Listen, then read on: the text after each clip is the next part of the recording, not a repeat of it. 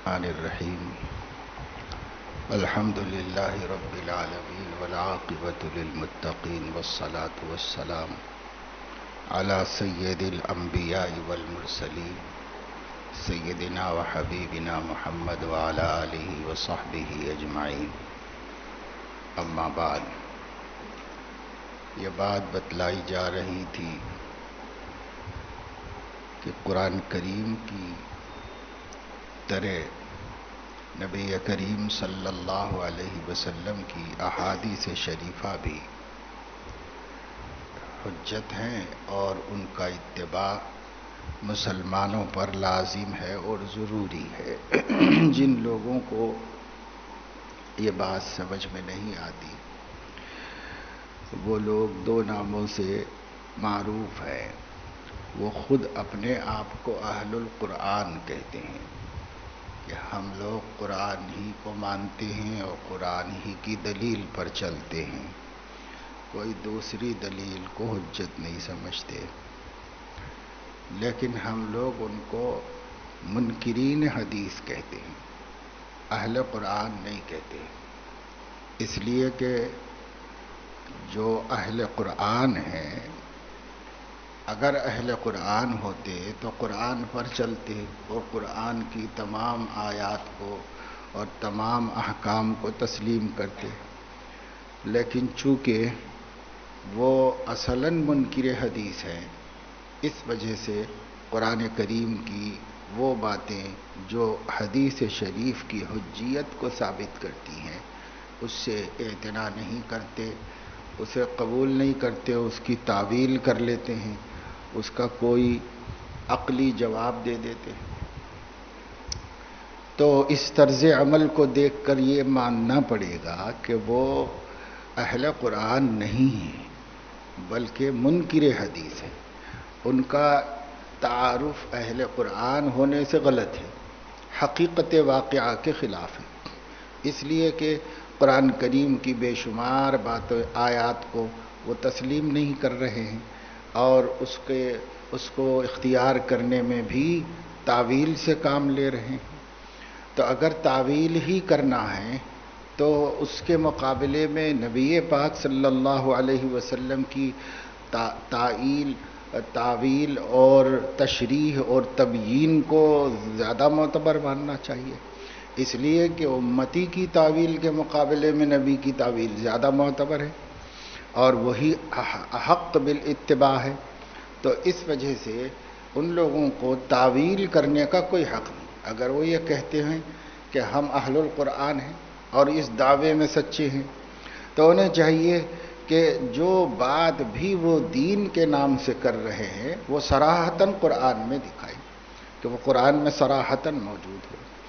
عام طور سے ہوتا یہ ہے کہ اہل باطل سے آپ لوگ یا آپ لوگوں سے اہل باطل الجھتے ہیں تو وہ لوگ آپ سے سوالات کرتے ہیں تو آپ جوابات دینے میں پیچ و خم کھاتے رہتے ہیں اور سوچتے رہتے ہیں اور پوچھتے رہتے ہیں، جا کے علماء سے کتابوں میں دیکھتے ہیں، تلاش کرتے ہیں کہ وہ آدمی پوچھ رہا تھا اس کو جواب دینا ہے، وہ آدمی پوچھ رہا اس کو جواب دینا ہے.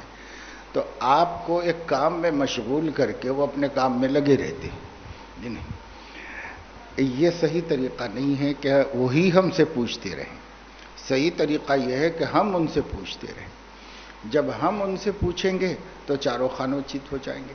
تو اس لیے ان کو مشغول رکھنا چاہیے کہ اس کا جواب لائیے پھر بات کریں گے، اس کا جواب لائیے پھر بات کریں گے.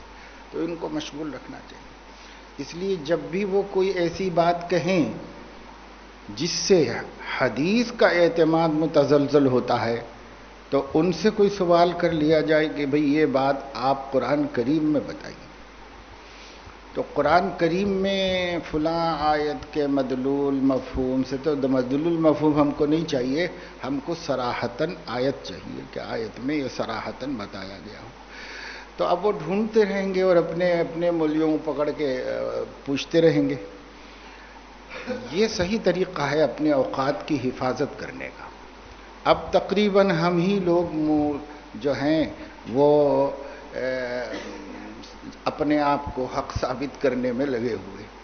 ہمیں حق ثابت کرنے کی کیا ضرورت ہے؟ اہل السنت والجماعت برحق ہیں، یہ ثابت ہے. اب ہم کو ثابت کرنے کی ضرورت نہیں ہے. جو ہم سے کٹا ہے ہٹا ہے وہ ثابت کرے کہ وہ کیسے صحیح ہے، وہ ثابت کرے. اس کو ثابت کرنا. اب ایک دفعہ ایسا ہوا کہ ایک پروگرام کیا جا رہا تھا فرق باطلہ کے سلسلے میں. حضرت مولانا ابو بکر غازی پوری رحمۃ اللہ علیہ بھی اس میں شریک تھے. وہ آئے اور جب وہ اپنا بیان کرنے کے لیے اسٹیج پر بیٹھے اور سامعین سب علماء تھے، کیونکہ علماء ہی کا جوڑ تھا، سب علماء تھے. ان کا عنوان تھا کہ غیر مقلدین کا علماء دیوبند سے اختلاف. تو مولانا نے یہ فرمایا کہ میرا عنوان ہی غلط ہے. ہم نے کسی سے بھی اختلاف نہیں کیا ہے. جو بھی علیحدہ ہوا ہے وہ ہم سے اختلاف کر کے علیحدہ ہوا ہے. لہذا ان کو ہم سے کوئی اختلاف ہے تو اس پہ گفتگو کی جا سکتی ہے. ہمیں کسی سے اختلاف نہیں. ہم تو اہل حق ہے اور حق کو سنبھال کے رکھے ہوئے. اہل السنت والجماعت کے عقیدوں کو 1400 سال سے حفاظت کرنے کا کام ہم کر رہے ہیں. تو ہمارا موقف واضح ہے اور ہم اپنی جگہ پر ہیں. اب اختلاف ہوگا تو کسی کو ہوگا، ہم کو نہیں کسی سے اختلاف. دوسرے کو ہم سے اختلاف ہے جو ہم سے کٹا اور ہٹا ہے. اتنا اعتماد آپ کو رہنا چاہیے. دیوبندیت سے مراد خاص ایک طبقہ نہیں. دیوبندیت سے مراد اہل السنت والجماعت کی عادلانہ تشریح. اہل السنت والجماعت کے جو عقائد ہیں اس کی عادلانہ تشریح کو دیوبندیت کہتے ہیں، جس میں نہ افراط ہے نہ تفریط ہے، بلکہ عدل کے ساتھ ان کے موقف کی وضاحت کی گئی ہے. یہ کسی کا بھی ہو، چاہے وہ اس کا تعلق دارالعلوم دیوبند سے نہ ہو، وہ بھی دیوبندی ہے. اس معنی میں اگر دیکھا جائے تو اس معنی کے اعتبار سے ضروری نہیں ہے کہ وہ جو ہے دیوبند میں پڑھا ہو یا دیوبند میں رہا ہو یا دیوبندی علماء سے تعلق ہو. یہ ضروری نہیں. کہیں کا ہو، عرب کا ہو، عجم کا ہو، اور چاہے ندوے میں پڑھے، چاہے سبیل الرشاد میں پڑھے، چاہے کہیں کا پڑھا ہوا ہو، اگر اس کے اعتقادات اس اہل السنت والجماعت کے عادلانہ تشریح کے مطابق ہے جسے اکابر دیوبند نے اختیار کیا ہے تو وہ سب دیوبندی ہے. اس کے لیے مدرسوں کی نسبت تفریق نہیں کرتی، تقسیم نہیں کرتی. جیسے ائمہ اربعہ میں کسی کا بھی مقلد ہو اہل السنت والجماعت ہے، اہل السنت والجماعت میں داخل ہے. اس لیے مدرسہ کوئی بھی ہو، وہ چاہے دیوبند کا نہ ہو تو اس کو اس کی طرف منسوب نہیں. اور اگر کوئی دارالعلوم دیوبند سے فارغ ہو اور ان عقیدوں سے انحراف کرتا ہو تو وہ دیوبندی نہیں ہے، باوجود یہ کہ دیوبند کا پڑھا ہوا ہے.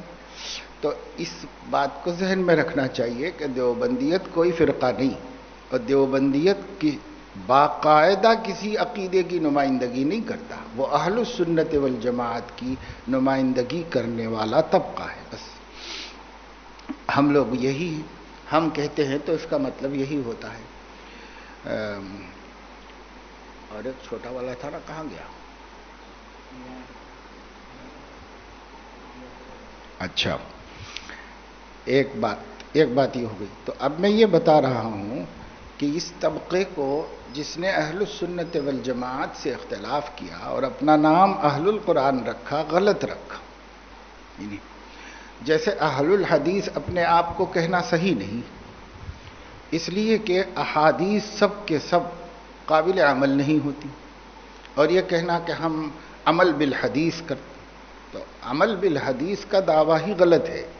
اس لیے کہ احادیث سب کی سب عمل کے واسطے نہیں ہیں. حدیثوں کا ایک بہت بڑا ذخیرہ وہ ہے جس کا تعلق تاریخ و ایام سے ہے، اور اس زمانے کے حالات بھی ہیں احادیث میں. احادیث اور سنت کا فرق جب آپ کے سامنے آئے گا تو سمجھ میں آئے گا کہ اہل السنت کہنا تو درست ہے لیکن اہل الحدیث کہنا صحیح نہیں. اسی طرح اہل القرآن کہنا بھی صحیح نہیں ہے کہ اب آدمی اپنے آپ کو اہل القرآن کہے. تو اس وجہ سے بھی صحیح نہیں ہے کہ اہل القرآن قرآن کی تمام آیتوں کو بعین ہی قبول نہیں کر رہے، اس لیے وہ اپنے کو اہل قرآن نہیں کہہ سکتے. اہل الحدیث تمام احادیث صحیحہ پہ عمل نہیں کر رہے، اس لیے وہ اپنے آپ کو اہل الحدیث نہیں کہہ سکتے۔ ہاں یہ ضمنی چیز ہے، اس سے اوپر کہیں اہل السنت والجماعت، جو لوگ کتاب و سنت اور اجماع کے قائل ہیں وہ صحیح فکر اور صحیح عقیدہ رکھنے والے ہیں، اور ہم لوگ بھی کتاب و سنت اور اجماع کے قائل ہیں۔ اجماع بات کی چیز ہے جسے آپ اصول کی کتابوں میں پڑھ چکے ہو، لیکن ہے بہرحال علامت اہل السنت والجماعت کی، وہ نشانی ہے، اس کا انکار اہل السنت والجماعت سے خارج کر دینے کا سبب ہوتا ہے۔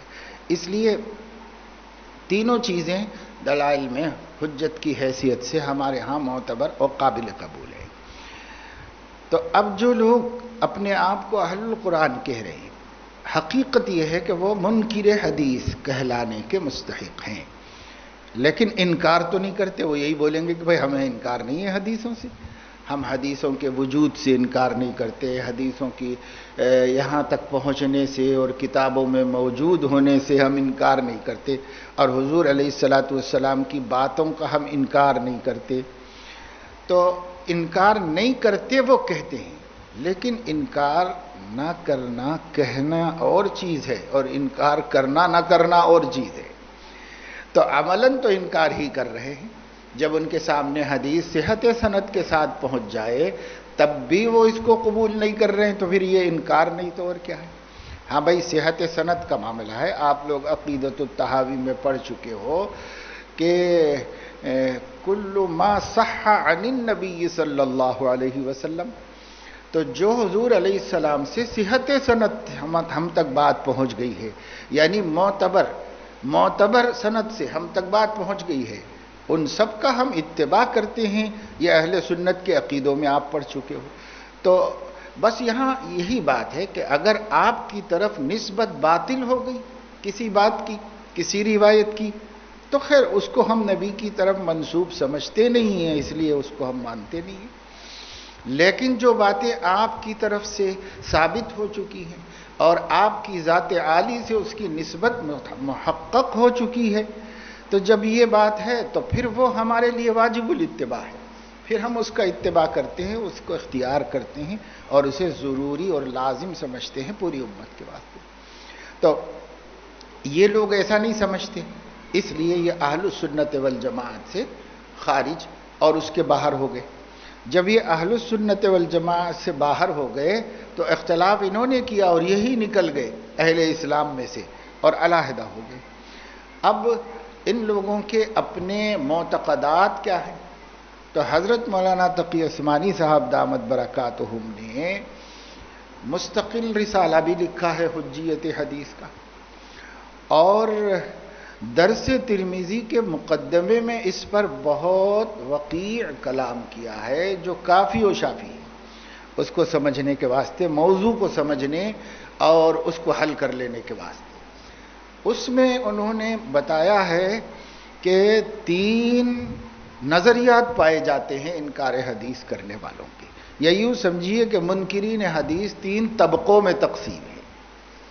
کچھ اس میں زیادہ گمراہ ہیں اور کچھ ان سے نسبتاً کم گمراہ ہیں، لیکن مجموعے میں تینوں گمراہ ہیں۔ پہلا طبقہ وہ ہے جس کا ماننا یہ ہے کہ نبی کریم صلی اللہ علیہ وسلم محمد ابن عبداللہ ہیں، ہم ان کو صرف محمد ابن عبداللہ مانتے ہیں، اور محمد رسول اللہ اس حیثیت سے ان کا کام صرف اور صرف قرآن کریم اللہ کے بندوں تک پہنچا دینا ہے، سمجھانا، بتلانا، تشریح کرنا، عمل کر کے دکھانا وغیرہ وغیرہ وغیرہ ان کے ذمے کچھ نہیں ہے۔ اور صاف طور پر اس طبقے کے بعض داعیوں نے لکھا کہ مثال کے طور پر یوں سمجھو جیسے ڈاکیا، پوسٹ مین، جس کا کام صرف یہ ہے کہ آپ کے پاس آپ کے نام پر جو خط آ گیا ہے وہ آپ کو لا کر پہنچا دے، اسے اس سے کوئی مطلب نہیں کہ بھیجنے والا کون، لینے والا کون، اس میں کیا لکھا ہوا ہے اور اس میں کیا احکامات ہیں، کہ اس سے اس کو کوئی مطلب نہیں۔ اس کا کام یہ ہے کہ آپ کا خط لا کر آپ کو دے دے، بس اس سے زیادہ اس کا کوئی کام نہیں۔ تو معاذ اللہ انہوں نے صراحتاً یہ مثال دی ہے کہ حضور علیہ الصلاۃ والسلام پوسٹ مین ہیں، ان کا کام صرف قرآن بندوں تک پہنچا دینا ہے، اللہ کے اور بندوں کے درمیان سے، اس کے بعد ہٹ جانا ہے، اس کے بعد پھر اب ان کا کچھ کام نہیں۔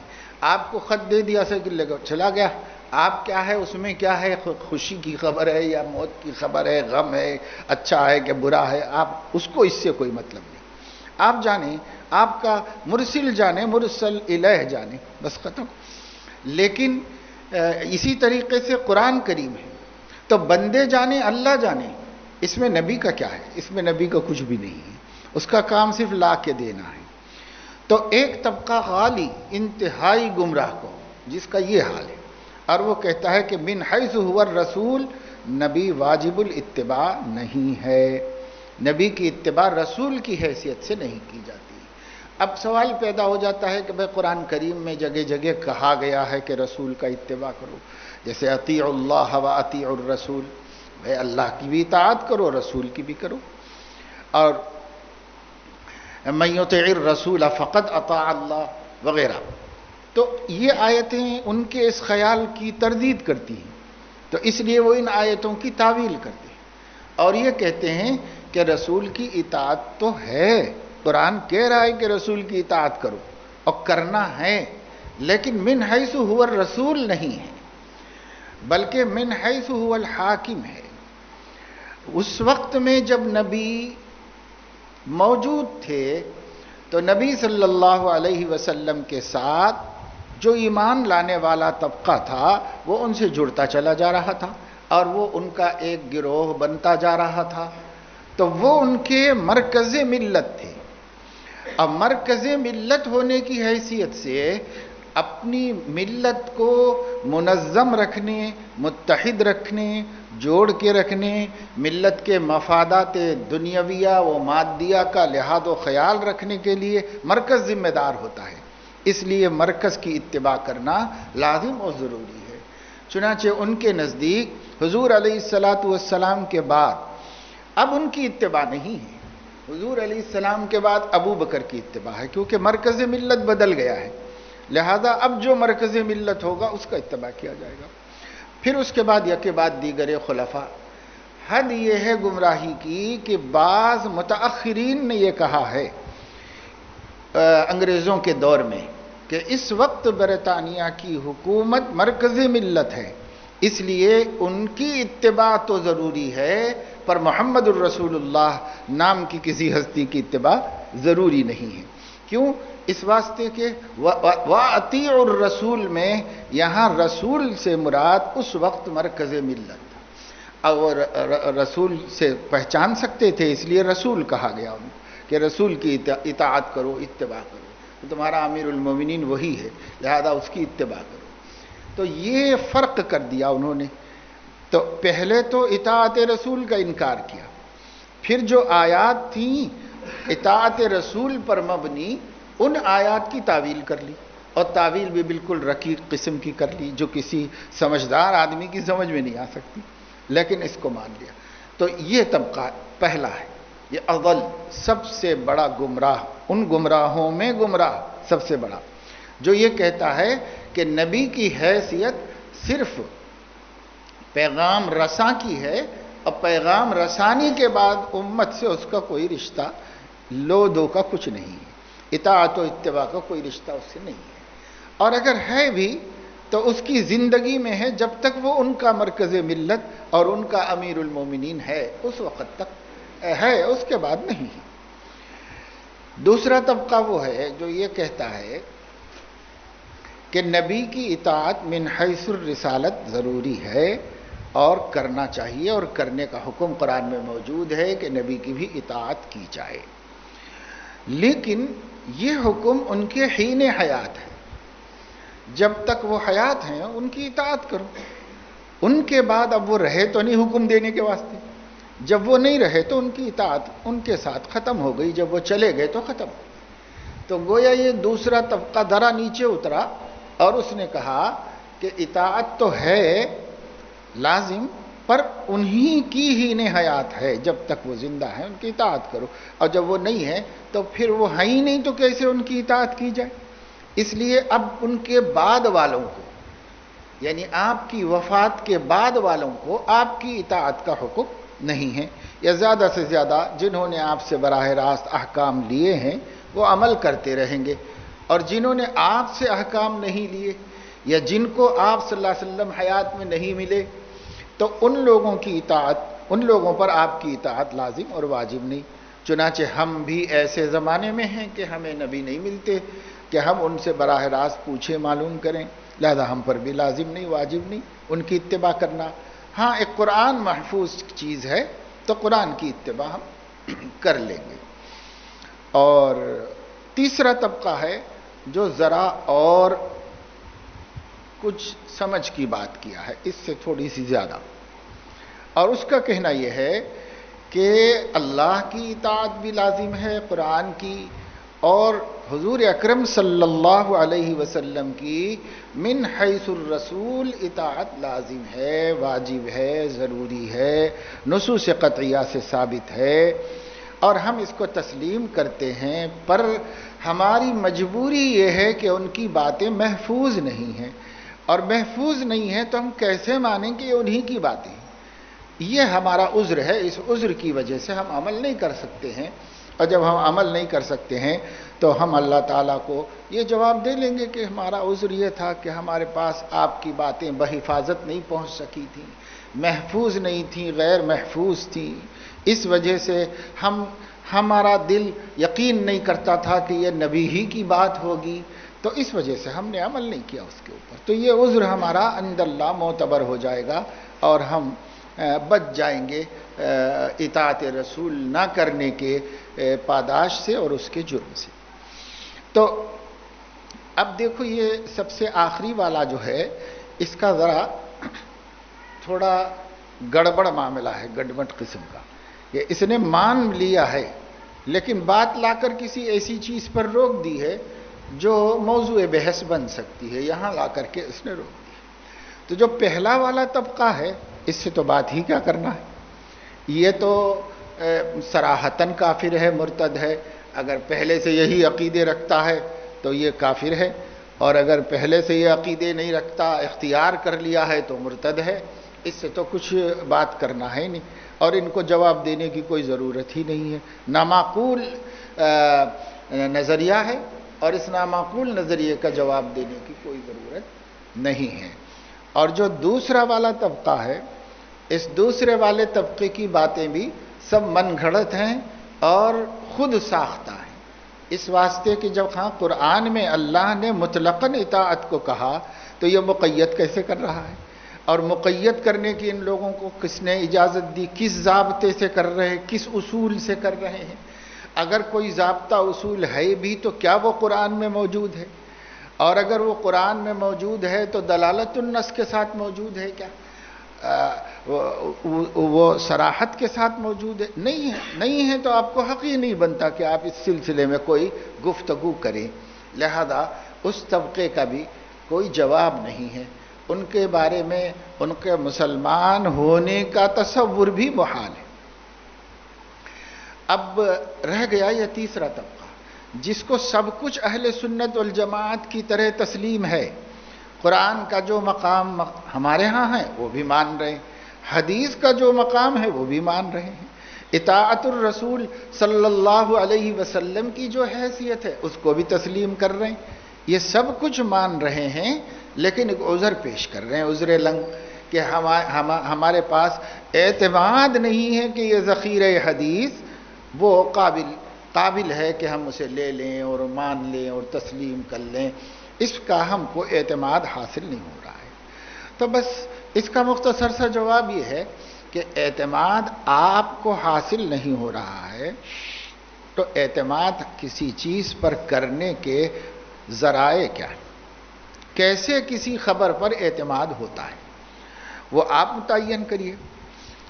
اگر کو جتنے معقول ذرائع ہیں خبر کے معتمد علیہ ہونے کے، خبر کے صدق و کذب کی تقسیم کرنے کے، اس لیے کہ خبر وہ محتمل بالصدق والکذب ہے، تو اس میں جب صدق بھی ہو سکتا، یہ خبر ہے، تو چلو خبر کو کذب سے صدق کے خانے میں لانے کے لیے اس دنیا میں عقلی اعتبار سے کتنے ذرائع ہیں، کیا اسباب ہیں جس سے آپ کسی خبر کی صحت کو تسلیم کرتے ہیں، کیا اسباب ہیں اس کے؟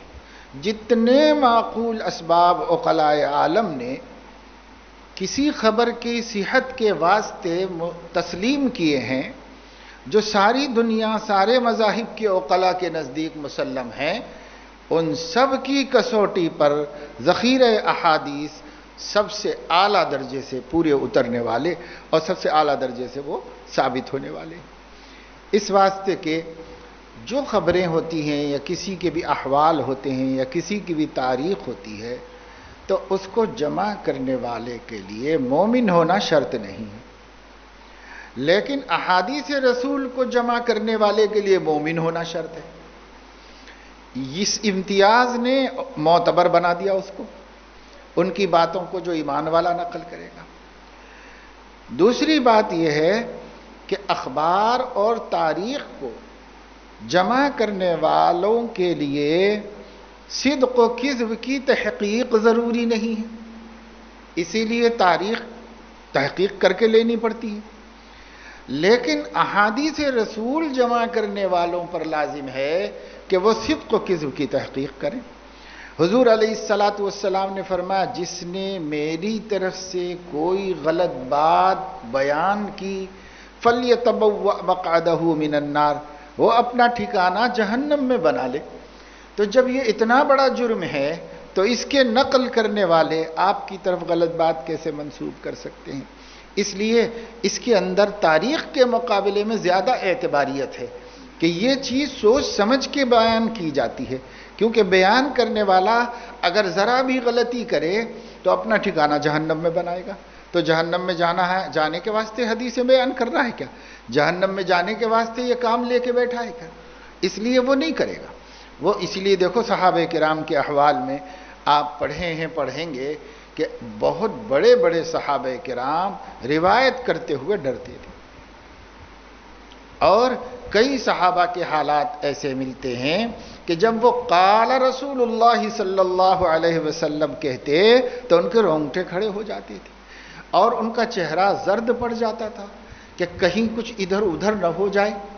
اور اسی وجہ سے آپ دیکھیں گے جب حدیث پڑھیں گے آگے، اور جو دوسری کتابیں آپ پڑھ رہے ہیں، پڑھنا شروع کر چکے ہیں، تو آپ دیکھیں گے کہ وہاں آتا ہے کہ قالا او قالا، ایسا جگہ جگہ ملے گا آپ کو حدیثوں میں، کہیں کہیں، مگر ابھی تک کہیں نہ کہیں تو آ چکا ہوگا آپ کو کہ ایک لفظ بیان کیا، ایک اور بھی بیان کر دیا او قالا کہہ کر۔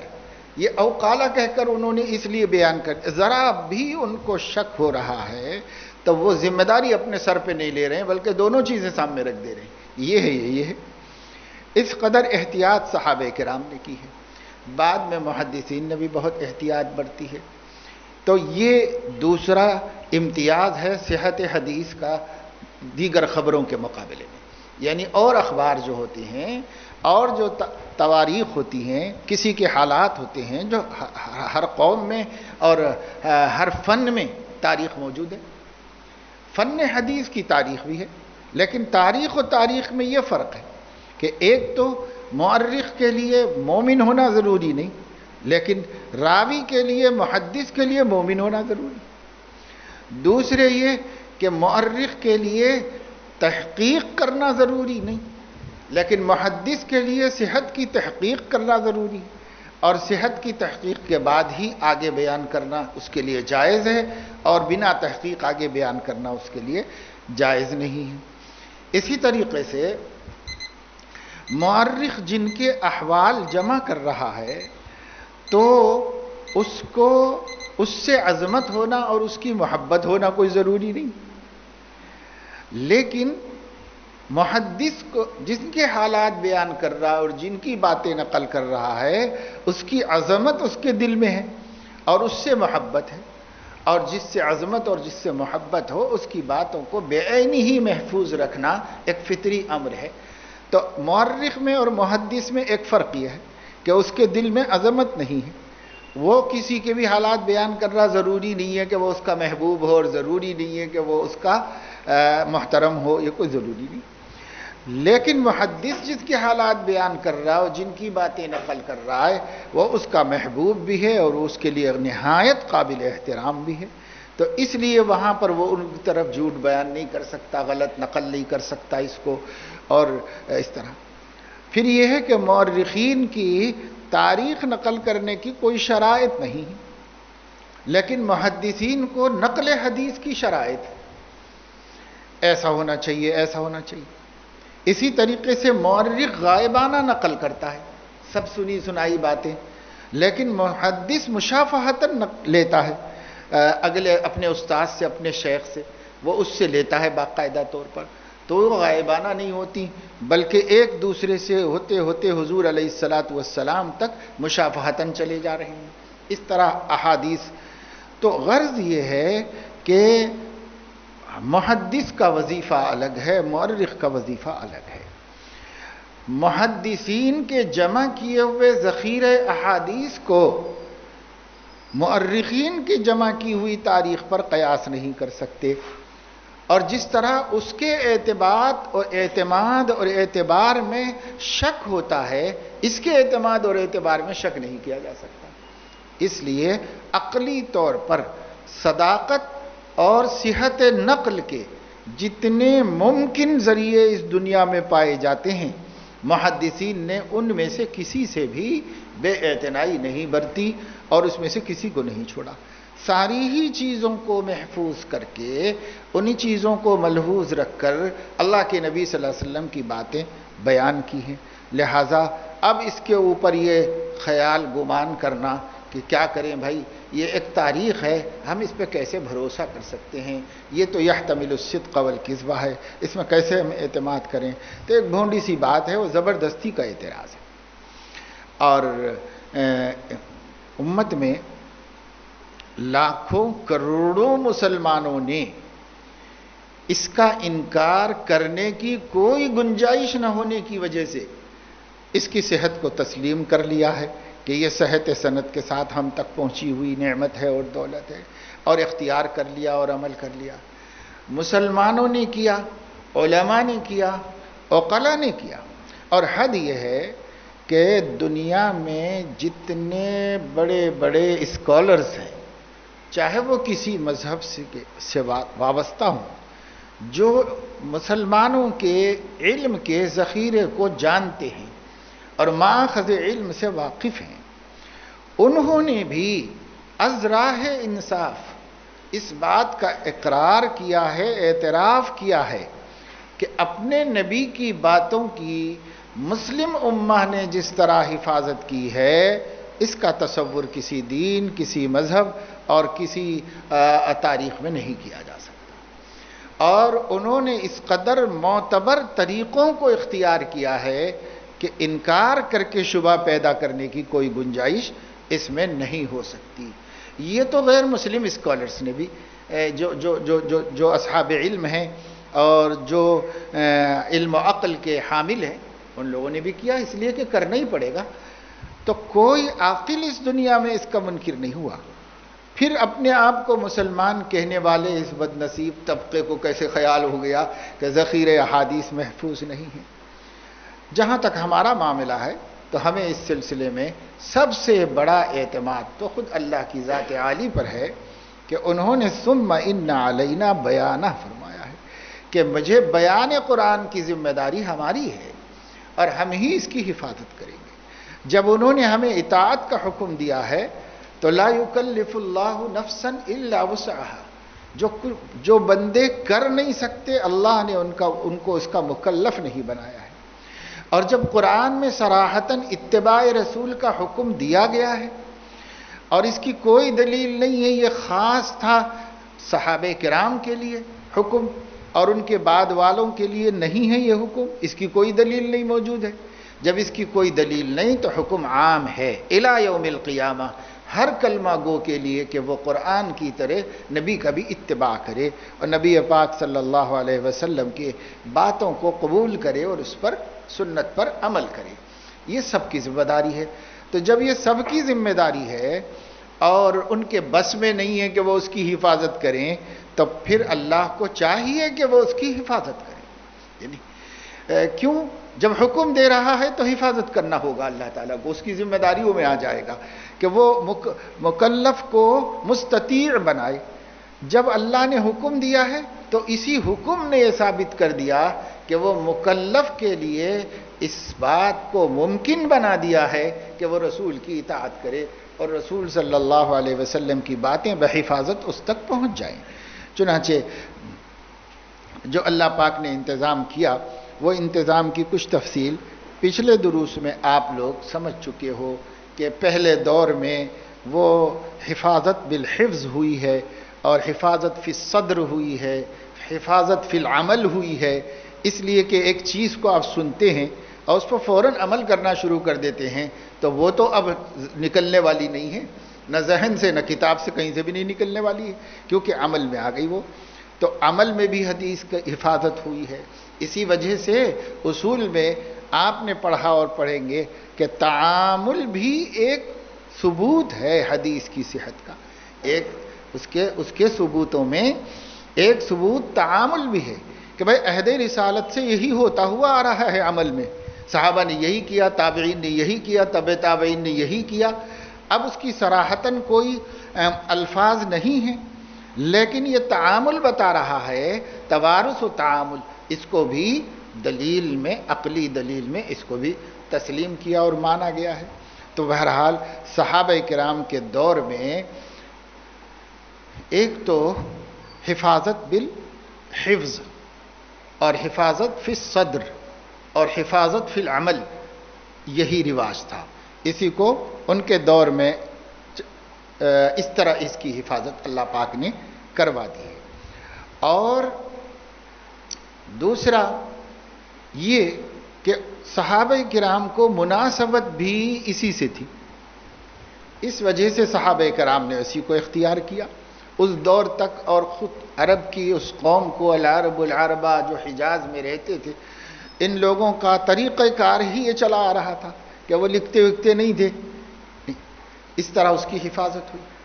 پھر بھی اپنے اپنے طور پر جن کو لکھنا پڑھنا آتا تھا انہوں نے اس کو لکھ لیا اور جمع کر لیا.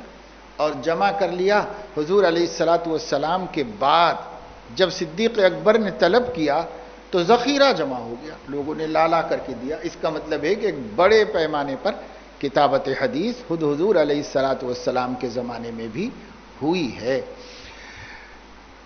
مولانا مناظر احسن گیلانی رحمۃ اللہ علیہ نے تدوین حدیث میں اس پر بہت مؤرخانہ کلام کیا ہے. وہ عظیم المرتبت مؤرخ تھے.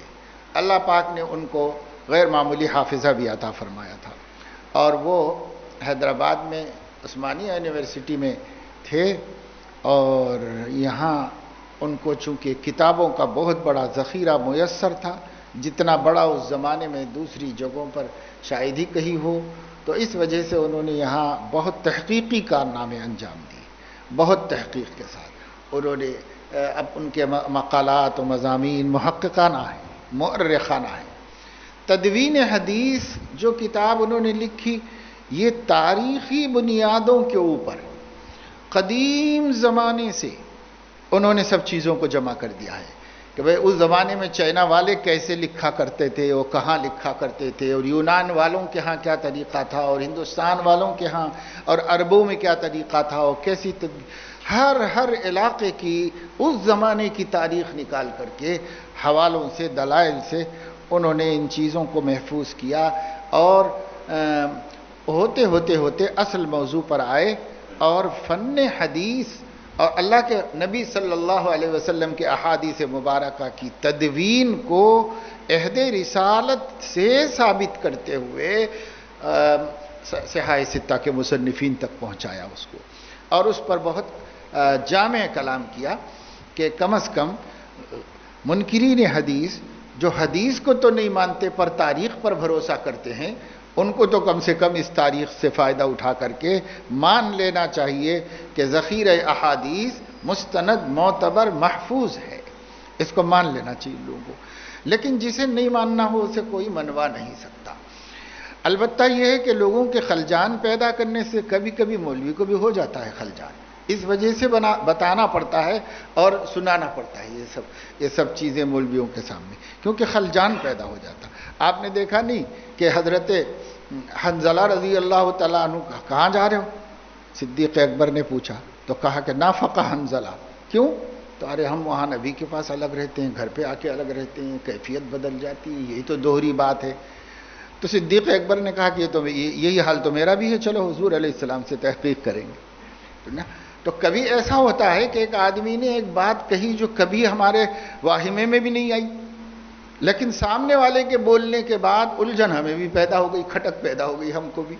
تو اس کھٹک کو دور کر لینا، پہلے سے ہم کو یہ چند باتیں جاننا ضروری ہوتی ہے، اور اگر آپ کو سابقہ پڑ جائے تو تفصیل کے ساتھ پڑھنا اور سمجھنا اور احقاق حق کرنا ایک عالم کی ذمہ داری ہے۔ عالم پیدا ہی اس لیے ہوا ہے کہ وہ احقاق حق کرے اور باطل کا ابطال کرے، اس کی ذمہ داری ہی ہے۔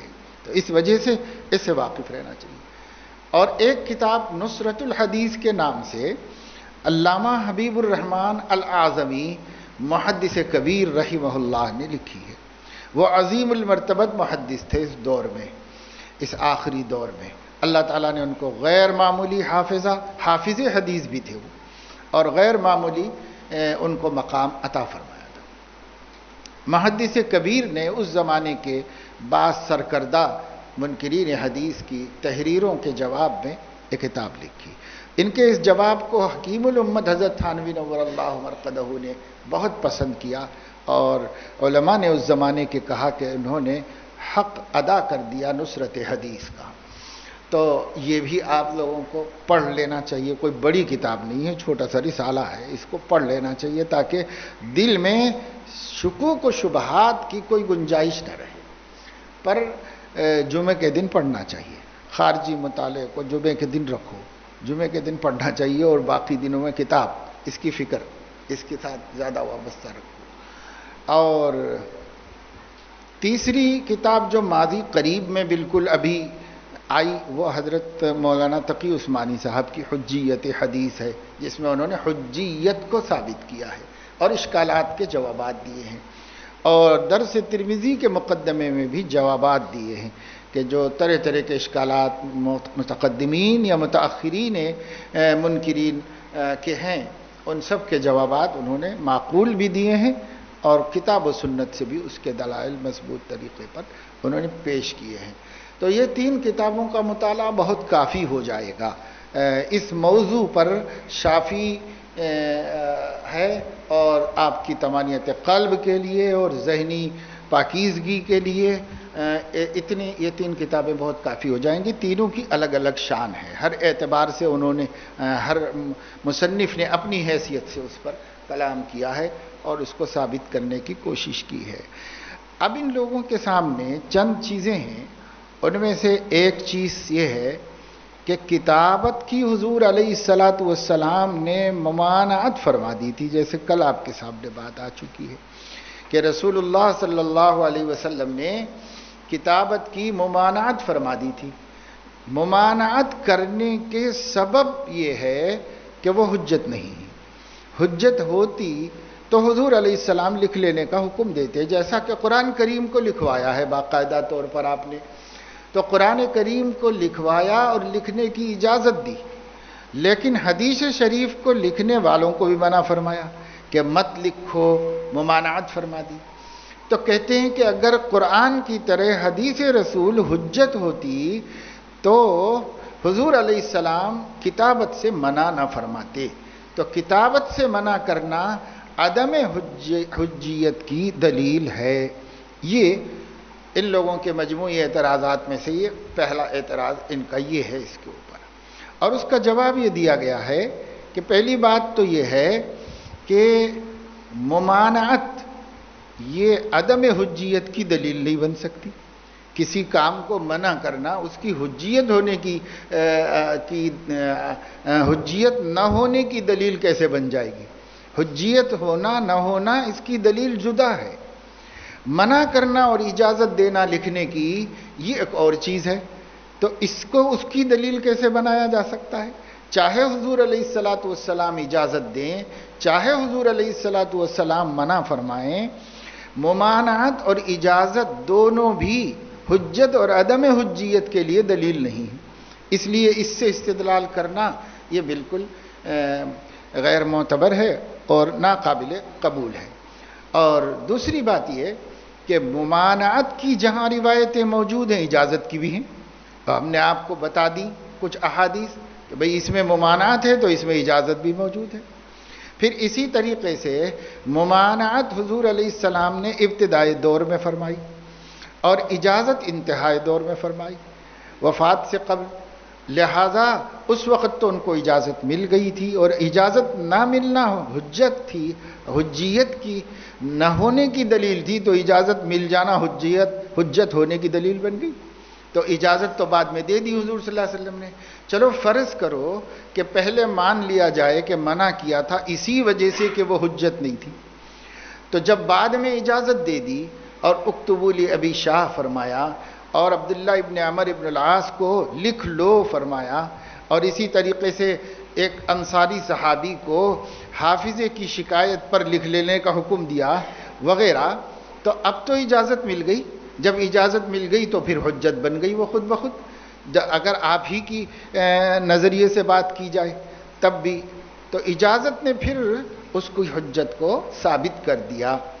پھر اسی طریقے سے حضور علیہ السلام نے قرآن کے ساتھ ملا کر لکھنے سے منع فرمایا تھا، مطلقاً لکھنے سے منع نہیں فرمایا تھا۔ اسی طریقے سے حضور علیہ السلام نے ان لوگوں کو منع فرمایا تھا جن کو لکھنا پڑھنا نہیں آتا تھا، لیکن جو لوگ ماہر تھے خط و کتابت کے، ان کو حضور علیہ السلام نے منع نہیں فرمایا تھا، تو بلکہ ان کو اجازت دی اور استعین بامینک فرمایا، لکھ لو فرمایا۔ تو اس طرح اگر یہ دلیل، پہلے تو یہ دلیل ہے نہیں، عدم حجیت کی یہ بات دلیل نہیں ہے، اور اگر اس کو دلیل مان بھی لیا جائے تو پھر انہی کے ضابطے کے مطابق آپ کی اجازت نے اس کو حجت بنا دیا۔ اس لیے یہ اعتراض باطل ہے، غلط ہے، ناقابل قبول۔ دوسرا اعتراض یہ ہے کہ ذخیرہ احادیث ہے تو صحیح، لیکن اس میں صحاح بھی ہیں، ضعاف بھی ہیں، موضوعات بھی ہیں، تو اب کون تقسیم کرے عام انسان اس میں سے کہ یہ ضعیف ہے، کہ یہ موضوع ہے، کہ یہ صحیح ہے؟ اور جب تک صحیح ثابت نہ ہو جائے عمل کرنے کا جواز نہیں ہو سکتا، اس وجہ سے حدیثیں حجت نہیں ہو سکتی۔ یہ ان کا دوسرا اشکال ہے۔ اس کا جواب یہ دیا گیا ہے کہ یہ احتمال اس وقت تک تو تھا جب تک کہ احادیث مدون نہیں کی گئی، لیکن جب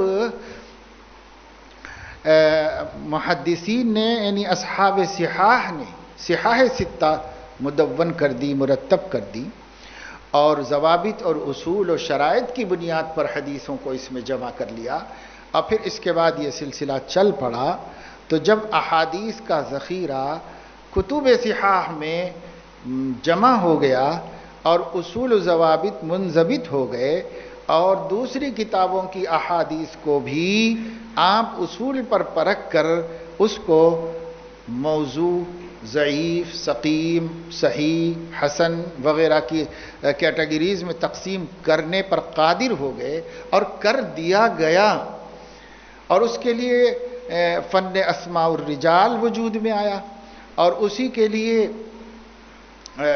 شرائط حدیث کی اصول و ضوابط منضبط ہوئے، یہ سب ہوا۔ تو اس کام کے ہو جانے کے بعد یہ اعتراض باطل ہے، اب کوئی اعتراض باقی نہیں رہا۔ صحیح حدیث صحیح ہی آپ کے سامنے ہے، جو حدیث موضوع ہے اس کو تو مستقل الگ کر کے موضوعات پر محدثین نے کتابیں لکھ دی ہیں اور اس کو بالکل الگ کر دیا ہے، اور جو حدیثیں ضعیف ہیں ان کے احکام ہیں، احکام کے مطابق جو معتبر ہوں گی، جہاں معتبر ہوں گی وہاں معتبر ہوں گی، اور احکام کے خلاف اس کو کوئی بھی قبول نہیں کرتا۔ اس لیے کتب حدیث کے وجود میں آ جانے کے بعد اور اس کا فن مضبوط طریقے پر متفق علیہ فن وجود میں آ جانے کے بعد پھر اب اس میں اشکال کی ضرورت نہیں ہے، یہ اشکال خواہ مخواہ کا ہے اور ضد پر مبنی ہے، اس لیے اس پر ہمیں توجہ نہیں دینی چاہیے۔ ایک مثال دی ہے لوگوں نے، وہ یہ ہے کہ سونے میں کھوٹ ہوتا ہے۔ سونا کہیں سے بھی آپ لے جائیں، کوئی سا بھی لے جائیں سونار کے پاس، تو اس میں سے وہ کھوٹ نکالتا ہے۔ تو سونے میں کھوٹ ہوتا ہے، زمین سے بھی جب وہ نکلتا ہے تو اس میں کھوٹ بھی ہوتا ہے، اصل بھی سونا بھی ہوتا ہے، دوسری چیزیں مٹی وغیرہ بھی اس کے اندر ہوتی ہے۔ تو سونے میں کھوٹ بھی ہوتا ہے، اس کی وجہ سے کسی نے سونے کو غیر معتبر نہیں کہا ہے۔ اور کوئی نہیں کہتا کہ ہم سونے کو مانتے ہی نہیں کہ یہ کوئی قیمتی چیز ہے، ہم اس کو مانتے ہی نہیں کہ یہ کوئی استعمال کرنے کے قابل چیز ہے۔ کیوں؟ اس لیے کہ بھائی اس میں کھوٹ بھی ہوتا ہے۔ تو کھوٹ بھی ہوتا ہے نا، اور اس کو الگ بھی تو کیا جا سکتا ہے۔ تو اصل ہی ہے، اصل کو کون احمق ہوگا جو انکار کرے گا؟ تو اگر آپ سونار کے پاس لے کے چلے جائیے، سونار اس کو پگھلائے گا، سانچے میں ڈالے گا اور اسے پکائے گا بھٹی میں پکنے کے بعد کھوٹ الگ کر کے خالص سونا آپ کو دے دے۔ اسی طریقے سے حدیثوں کو اگر آپ کو کوئی اشتباہ ہو رہا ہے تو محدثین کرام اور ماہرین حدیث کے پاس لے جائیے، تو علماء اس کو کسوٹی پر رکھیں گے اور اسے دیکھیں گے، اور اس کے صحیح و غلط ہونے کو پہلے ہی ہارون رشید کے پاس یا کسی اور خلیفہ وقت کے پاس امام ابن شہاب زہری گئے۔ آپ نے نفحۃ العرب میں پڑھا ہوگا یہ قصہ کہ ابن شہاب زہری گئے تو انہوں نے کہا کہ ذرا یہ حدیث کے بارے میں بتائیے جو لوگ ہم کو سناتے ہیں۔ کہ کون سی حدیث سناتے ہیں؟ کہ لوگ یہ حدیث سناتے ہیں کہ جب بادشاہ بن جاتا ہے، خلیفہ بن جاتا ہے، تو خلیفہ کے اللہ تعالیٰ نیکیاں لکھتے ہیں اور گناہوں کا فرشتے کو چھٹی کر دیتے ہیں، گناہ اس کے نہیں لکھے جاتے، صرف اس کی نیکیاں لکھی جاتی ہیں۔ مجھے بعض لوگوں نے یہ حدیث حضور علیہ الصلاۃ کی طرف سے سنائی ہے، اب میں خلیفہ ہوں، مگر میں آپ سے تحقیق کرنا چاہتا ہوں کہ بھئی یہ کیا حقیقت ہے اس حدیث کی؟ کیا یہ صحیح ہے؟ معتبر حدیث ہے؟ یہ سوال کیا تو انہوں نے فوراً کہا کہ غلط یا امیر المومنین، بالکل غلط بات ہے، من گھڑت ہے، جھوٹی بات ہے، اس کی کوئی حقیقت نہیں۔ ان کا ایسی جلدی مت کریے بھائی، ایک بات حدیث کے نام سے آئی ہے ہمارے پاس، اب آپ فوراً کہہ رہے ہیں کہ غلط ہے، تو سوچ کے سمجھ کے غور کر کے بولیے۔ ذخیرہ احادیث بہت بڑا ہے، کہیں کسی کونے میں پڑی ہوئی ہو حدیث یہ؟ تو انہوں نے کہا کہ میں نے یہ حدیث بتائی آپ کو کہ حدیث نہیں ہے، یہ غلط ہے، من گھڑت قصہ ہے، کسی نے آپ کو خوش کر دینا چاہا ہے۔ کہا دلیل؟ تو کہا دلیل کتاب اللہ ہے۔ کہ کتاب اللہ میں کہاں ہے کہ یہ حدیث غلط ہے؟ تو فرمایا کہ کتاب اللہ کی یہ آیت آپ پڑھیے کہ اللہ تعالیٰ نے فرمایا یا داود انا جعلناک خلیفۃ فی الارض فاحکم بین الناس بالحق ولا تتبع الہوی فیضلک عن سبیل اللہ۔ تو اور جو لوگ سبیل اللہ سے بھٹک جاتے ہیں لہم عذاب شدید، تو پھر کیوں نہیں لکھا جائے گا بھائی گناہ؟ اب پوچھا کہ آپ بتائیے کہ وہ خلیفہ جو نبی بھی ہو وہ افضل ہے یا وہ خلیفہ جو صرف خلیفہ ہے؟ تو کہا بے شک جو نبی بھی ہے وہ افضل ہے۔ کہا تو کہا جو خلیفہ نبی ہے اس خلیفہ کو اللہ فرما رہے ہیں کہ اگر آپ حق سے ہٹیں گے تو عذاب شدید کا سامنا کرنا پڑے گا۔ تو آپ کون صاحب ہیں کہ صاحب جن کی وجہ سے یہ حدیث آئی ہو کہ خلیفہ کی نیکیاں لکھی جاتی ہیں، گناہ نہیں لکھے جاتے؟ تو کتاب اللہ نے بتا دیا کہ بالکل من گھڑت چیز ہے، کوئی تعلق اس کا دین سے، نبی سے نہیں ہے، نبی ایسی بات بولتے ہی نہیں جو کتاب اللہ کے خلاف ہے۔ تو محدثین کے ہاں یہ ضابطے ہیں، اصول ہیں، اور ان اصولوں کی بنیاد پر بڑی احتیاط سے ان لوگوں نے احادیث کو لیا ہے۔ اور پھر جب آپ پڑھیں گے محدثین کے احوال تو آپ کو پتہ چلے گا کہ ان کو ایسی معمولی کھٹک ہوتی ہے جس کو ہم وسوسہ کہہ دیں تو بھی کوئی حرج نہیں ہے، اس پر بھی حدیث لینے میں تأمل کرتے ہیں، سوچتے ہیں کہ لیں۔ یہاں تک کہ بعض نے اپنے ابا سے حدیث لینے میں تأمل کیا تو ابا کے استاد کے پاس جا کے حدیث لا دی، ان سے روایت نہیں کی، اس واسطے کہ ان کو کچھ کھٹک تھی ان کے بارے میں۔ کسی نے اپنے بیٹے سے اس لیے روایت نہیں لی کہ ان کا بیٹا سرکاری ملازمت کرتا تھا تو اس کو تنخواہ مل جاتی تھی سرکار سے، اور سرکار کی آمدنیاں مشتبہ ہو سکتی ہیں، لہذا مشتبہ کھانے والے سے میں حدیث کیسے لوں؟ تو اس لیے انہوں نے اس سے حدیث ہی نہیں لی۔ تو احادیث کے لینے کے سلسلے میں اتنی احتیاط کہ ابا سے حدیث نہیں لی۔ کیوں نہیں لی ابا سے حدیث؟ تو ابا کو جو ہے طبیعت ناساز ہوئی تھی، حکیم صاحب آئے اور حکیم صاحب نے کہا کہ لوکی کو ببول میں رکھ کے آگ کے اس کا پانی ان کو پلاؤ۔ پوچھا یہ کیوں پلایا جانا چاہیے، کیا مرض ہے؟ تو کہا کہ جگر پر ورم آ گیا ہے، جگر کمزور ہے۔ انہوں نے طے کر لیا کہ جگر کمزور ہے تو حافظہ پر اثر پڑتا ہے اس کا، لہذا اب اس کے بعد یہ جو روایتیں ان سے نہیں لینی چاہیے، ان کے استاد سے جا کے لے لینا چاہیے روایت، اس واسطے کہ ممکن ہے کہ ان کے حافظے پہ اثر پڑا ہو، کیونکہ جگر کمزور ہے، حکیم صاحب جگر کا علاج کر رہے ہیں۔ تو کہاں تک آپ دیکھیں تو تصور کی دنیا میں ایسی احتیاطوں کا تصور مشکل ہے جو محدثین نے کیا کہ وہ گئے حدیث لینے کے لیے تو ٹوکرا بتا رہا تھا گھوڑے کو، تو انہوں نے کہا کہ اس کے اندر ہے بھوسا کھلانے کا؟ کہا ہے نہیں، صرف بلانے کے لیے تو برا طریقہ ہوتا ہے بلانے کا۔ تو کہا کہ چلو واپس چلو، یہ آدمی گھوڑے کو دھوکہ دے سکتا ہے تو حضور علیہ السلام کی بات نقل کرنے میں بھی غلطی کر سکتا ہے، لہذا وہاں سے واپس چلے گئے، حدیث ان سے نہیں سنی، نہیں لی۔ تو اب اگر آپ پڑھتے چلے جائیں تو آپ محدثین کی زندگی میں یہ چیزیں، ان کی احتیاط اتنی زیادہ کہ ہمیں سمجھ میں آئے کہ بھئی یہ تو بہت غیر ضروری بات ہے، اتنی زیادہ کیا؟ لیکن معاملہ تھا نبی پاک صلی اللہ علیہ وسلم کی عظمت کا اور ان کی باتوں کی تحفظ کا، اور کسی چیز کو ان کی ذات عالی کی طرف منسوب کرنے کا، اس وجہ سے یہ حضرات اتنے محتاط ہوئے۔ اگر کوئی صرف محدثین کی احتیاطیں دیکھے اخذ حدیث و ضبط حدیث میں، تو ہی اس کا ضمیر پکار اٹھے گا کہ یہ وہ ذخیرہ ہے جس ذخیرے میں کسی کو شک اور تردد نہیں کرنا چاہیے۔ اللہ تعالیٰ اپنے فضل و کرم سے ہمیں توفیق نصیب فرمائے کہ ہم اس قسم کے وساوس میں، غلطیوں میں مبتلا نہ ہوں، اور اللہ تعالیٰ ہر طرح ہماری حفاظت فرمائے۔ اس کی دعا بھی مانگتے رہنا چاہیے، اس واسطے کہ ہماری نظر میں ایسے بڑے بڑے اہل علم ہیں جو انکار حدیث میں مبتلا ہوئے ہیں، جن کے وسعت علم اور قوت حفظ اور جن کی علم دانی کو اگر آپ جانیں گے تو عقل باور نہیں کرتی کہ یہ آدمی کیسے بھٹک گیا، لیکن من یضلل اللہ فلا ہادی لہ۔ اس وجہ سے اللہ سے ڈرتے بھی رہنا چاہیے، دعا بھی مانگتے رہنا چاہیے، اور اپنے علم پر ناز اور اعتماد نہیں کرنا چاہیے۔ سبحانک اللہم و بحمدک۔